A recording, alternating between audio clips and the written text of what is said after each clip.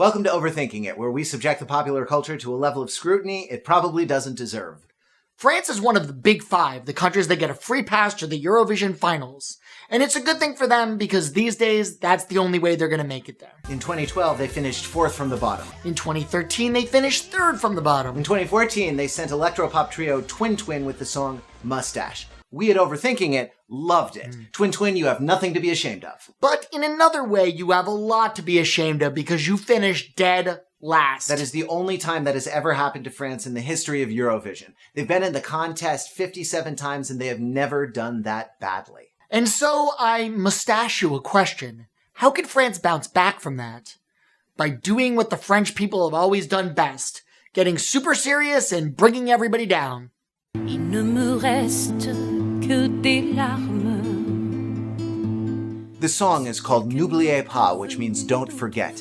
It commemorates the 100th anniversary of World War I, which took the lives of 1.3 million French soldiers and civilians. Je me souviens du rire des enfants, la voix des hommes quand ils partaient au champ.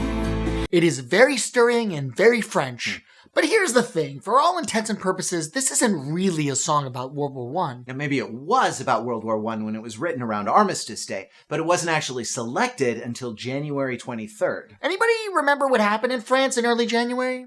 That's right. Je suis Charlie. Now let's take a look at those lyrics again. Ils ont voulu détruire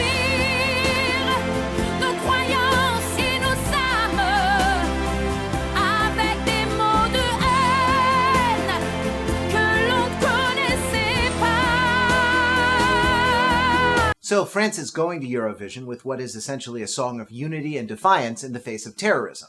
The question is, are Eurovision viewers going to care? The song is in French, so some of the lyrical impact might be blunted, and also it's about 5 months between Charlie Hebdo and Vienna.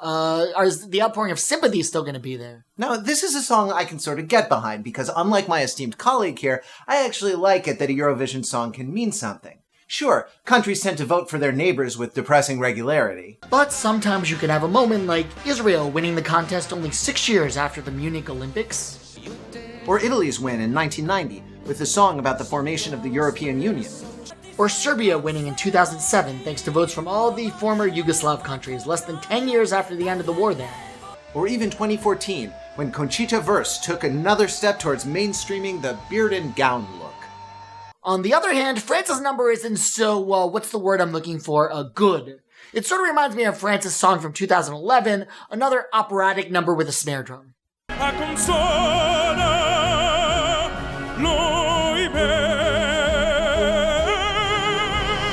Bottom line, Eurovision is kind of a party. I am all for commemorating a nation's suffering and perseverance, but now is not the time to be a Debbie Downer.